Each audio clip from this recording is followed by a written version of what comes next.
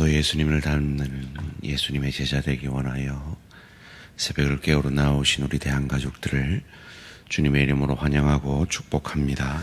살아계신 하나님 참 감사합니다. 우리의 생명 되시고 우리의 기쁨이 되어주신 주님이 나의 주인이라 참 좋습니다.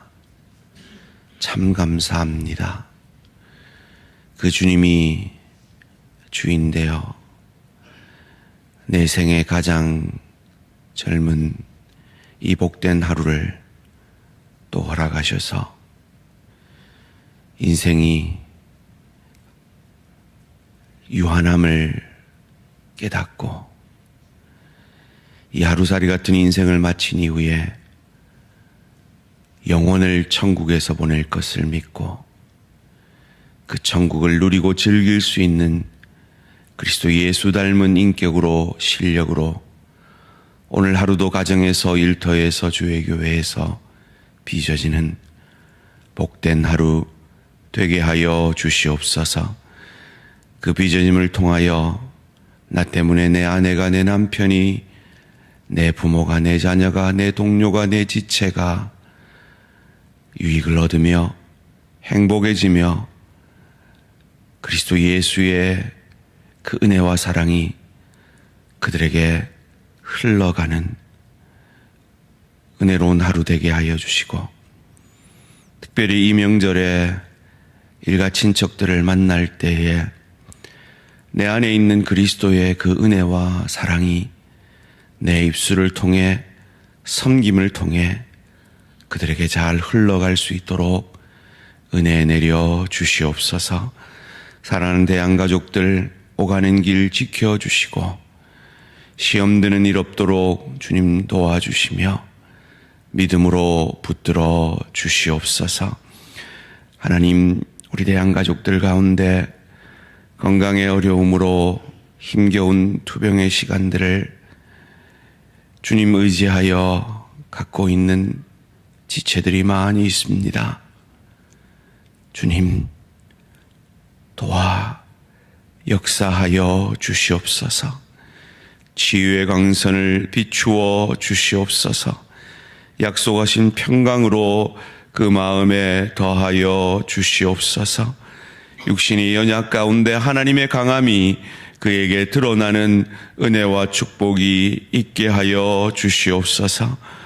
시험 들어 힘겨운 시간들을 보내는 가정들 주님 기억하여 주시고 부활의 주님을 만나는 농부이신 예수님이 들어올려 깨끗게 하시는 역사를 경험하는 시간 되어질 수 있도록 그 시간들을 반드시 깊이의 축복으로 만들어 주시옵소서. 오늘도 그것을 위하여 말씀 앞에 내 생각, 내 감정, 내 뜻 내려놓고 겸손히 엎드립니다. 말씀이 육신이 되신 예수님의 그 말씀이 주의 성령으로 말미암아 내 마음에 심겨지는 은혜의 시간 되게 하여 주시옵소서. 감사드리오며 이 모든 말씀 주 예수 그리스도 이름으로 기도합니다. 아멘. 오늘 우리 계신 하나님 말씀 마가복음 2장 13절에서 22절까지 말씀입니다. 마가복음 2장 13절에서 22절까지 말씀 한 절씩 교독하실 때 살아계신 하나님의 음성을 들으시기 바랍니다. 예수께서 다시 바닷가에 나가심에 큰 무리가 나왔거늘 예수께서 그들을 가르치시니라. 또 지나가시다가 알페오의 아들 레위가 세관에 앉아있는 것을 보시고 그에게 이르시되 나를 따르라 하시니 일어나 따르니라. 그의 집에 앉아 잡수실 때 많은 세리와 죄인들이 예수와 그의 제자들과 함께 앉았으니 이는 그러한 사람들이 많이 있어서 예수를 따름이러라. 바리새인의 서기관들이 예수께서 죄인 및 제자들과 함께 잡수시는 것을 보고 그의 제자들에게 이르되 어찌하여 세리 및 죄인들과 함께 먹는가? 예수께서 들으시고 그들에게 이르시되 건강한 자에게는 의사가 쓸데없고 병든 자에게라야 쓸데있느니라. 나는 의인을 부르러 온 것이 아니요 죄인을 부르러 왔노라 하시니라. 요한의 제자들과 바리새인들이 금식하고 있는지라 사람들이 예수께 와서 말하되 요한의 제자들과 바리새인의 제자들은 금식하는데 어찌하여 당신의 제자들은 금식하지 아니하나이까? 예수께서 그들에게 이르시되 혼인집 손님들이 신랑과 함께 있을 때 금식할 수 있느냐? 신랑과 함께 있을 동안에는 금식할 수 없느니라. 그러나 신랑을 빼앗길 날이 이르니 그날에는 금식할 것이니라. 생배 조각을 낡은 옷에 붙이는 자가 없나니 만일 그렇게 하면 기운 새 것이 낡은 그것을 당기어 헤어짐이 더하게 되느니라. 새 포도주를 낡은 가죽 부대에 넣는 자가 없나니 만일 그렇게 하면 새 포도주가 부대를 터뜨려 포도주와 부대를 버리게 되리라. 오직 새 포도주는 새 부두를 넣느니라 하시니라. 아멘. 왜 하필 세리 레위를 제자로 삼으십니까? 왜 하필 세리 레위를 제자로 삼으십니까? 라는 제목으로 잠시 말씀을 나누기 원합니다. 우리는 참 이 성경에 익숙합니다. 그래서 너무 익숙한 나머지 성경이 주는 그 감동과 그 은혜를 놓칠 때가 있습니다. 우리는 우리가 가진 어떤 윤리 도덕의 기준 하에서 어떤 사람을 저 사람은 비윤리적이다라고 생각하면 그 사람에 대해서는 배척하기 마련입니다. 그런데 이 세리라는 직분이 그 시대에 유대인들에게 어느 정도로 배척의 대상이었는지 우리는 사실 실감이 나지 않기 때문에 아무리 말을 들어도 그게 사실은 와닿지가 않는 경우가 많이 있죠. 오늘 본문은 사실 참 놀라운 장면입니다. 예수님이 세리마태를 레위를 이 제자로 삼으신다는 건 정말 놀라운 일입니다. 저만 해도 우리 교육자 팀을 이렇게 인터뷰하고 이렇게 청빙할 때 제가 떠나는 교육자들에게 당신들 동기 중에 당신들 아는 주변 사람들 중에 가장 좋은 사람, 가장 성품 좋은 사람을 추천해라 라고 했단 말이죠. 그리고 평판들을 주변에 들어보고 다른 교회들, 지나간 교회들을 알아보고 그래서 정말 좋은 사람을 팀으로 모시고자 하는 것이 당연한 이치입니다.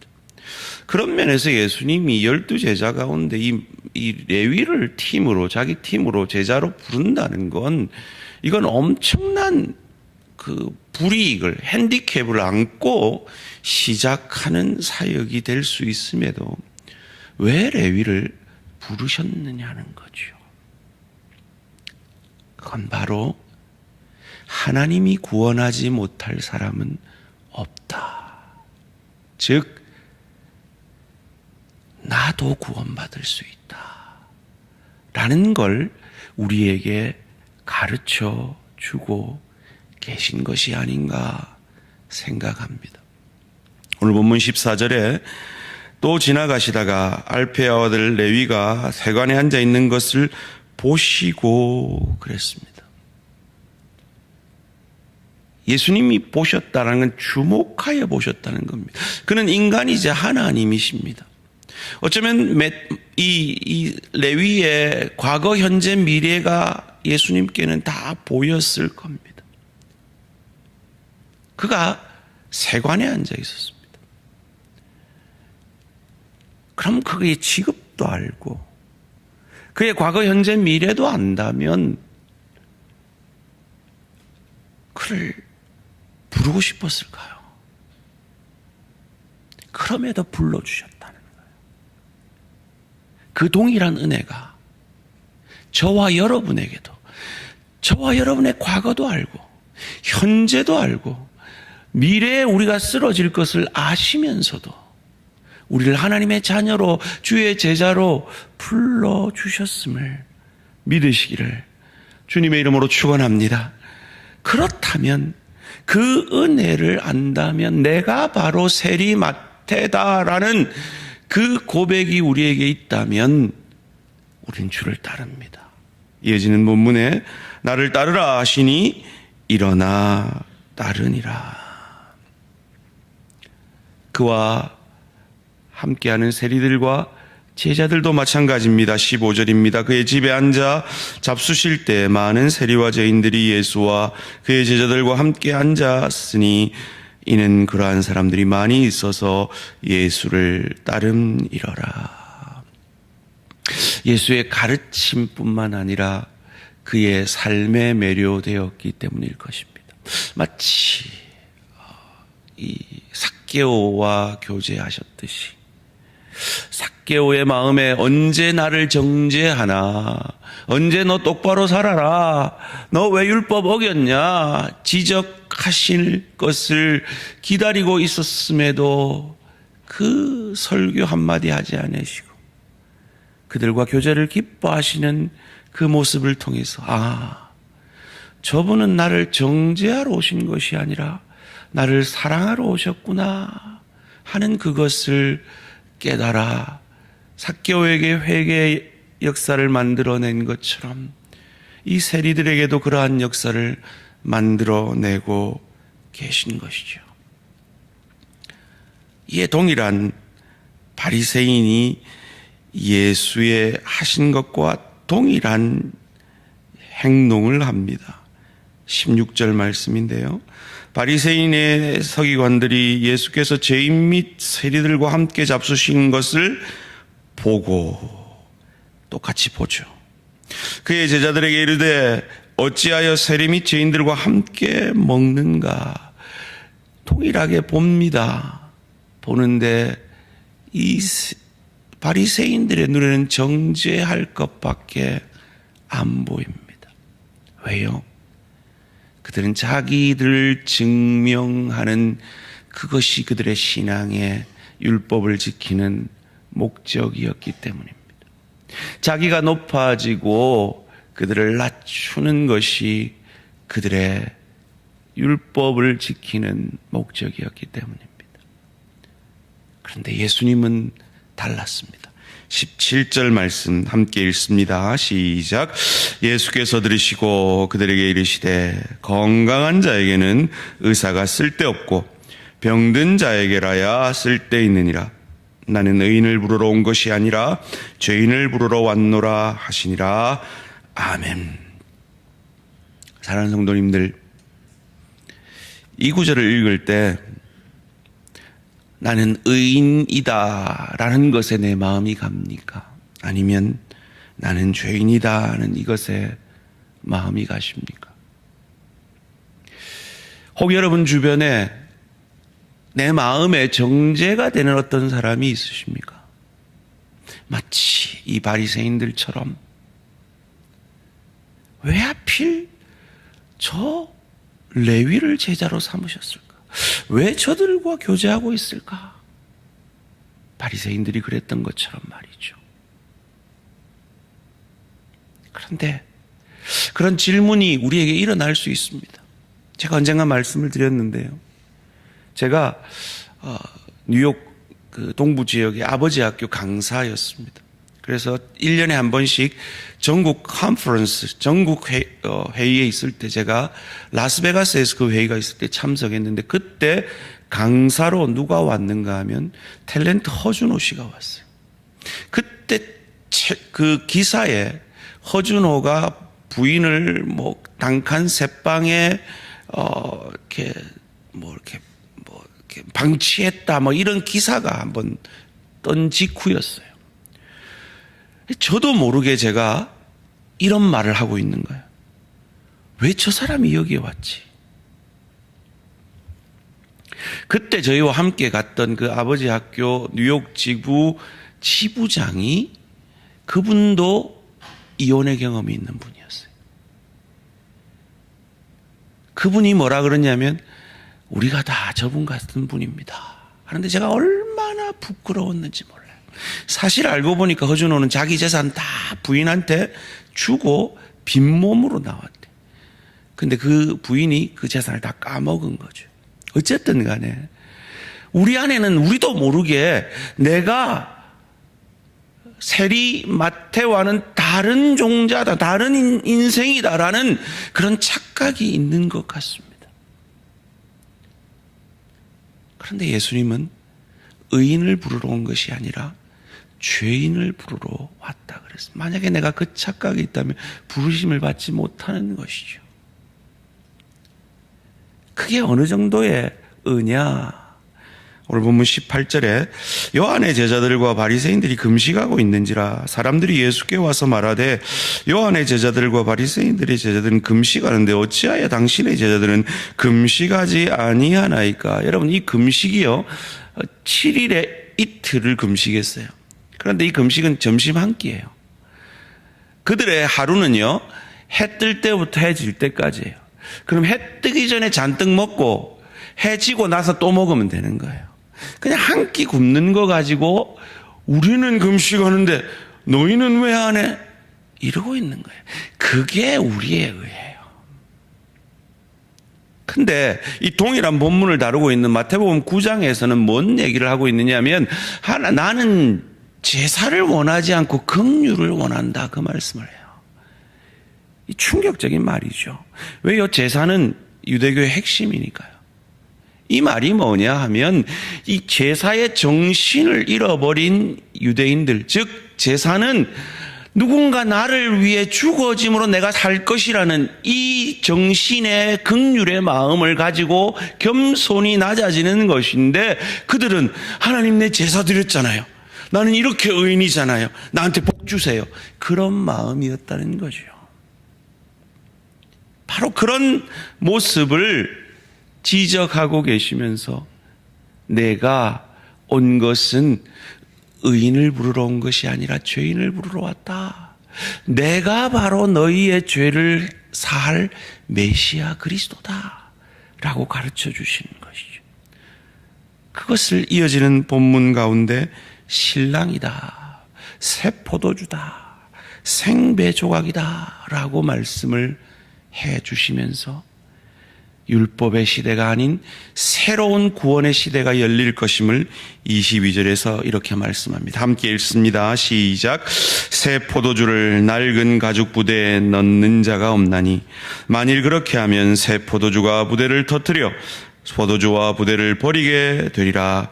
오직 새 포도주는 새 부대에 넣느니라 하시니라.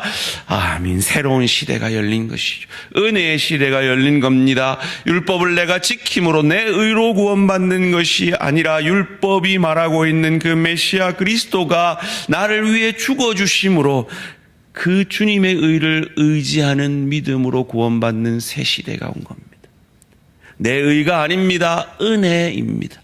그러기에 내게 드러나야 하는 것은 은혜뿐입니다. 정죄가 아닙니다. 소원합니다.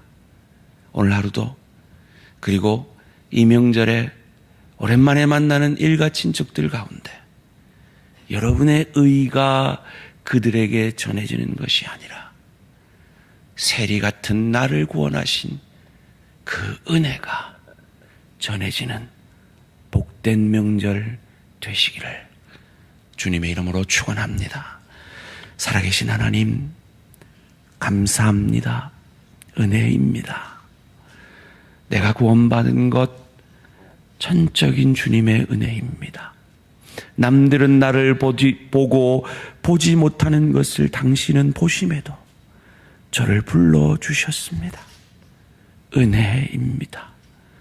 그러기에 내 남편에게, 내 아내에게, 내 부모에게, 내 자녀에게, 내 동료에게, 내 지체에게, 오랜만에 만나는 내 일가 친척에게 은혜가 흘러가는 복된 명절 되게 하여 주시옵소서. 감사드리오며 이 모든 말씀 주 예수 그리스도 이름으로 기도합니다. 아멘. 하늘에 계신 우리 아버지여, 이름을 거룩히 여김을 받으시오며 나라가 임하시오며 뜻이 하늘에서 이루어진 것 같이 땅에서도 이루어지이다.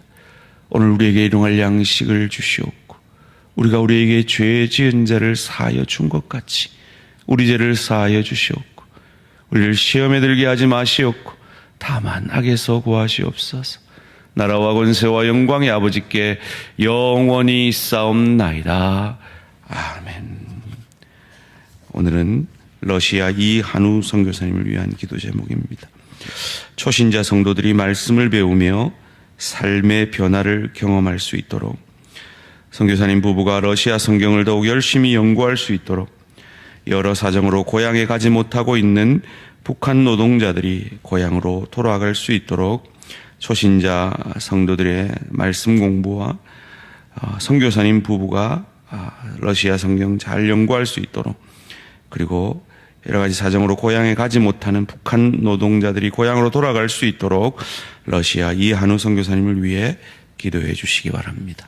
오늘 하루도 승리하시기 바랍니다.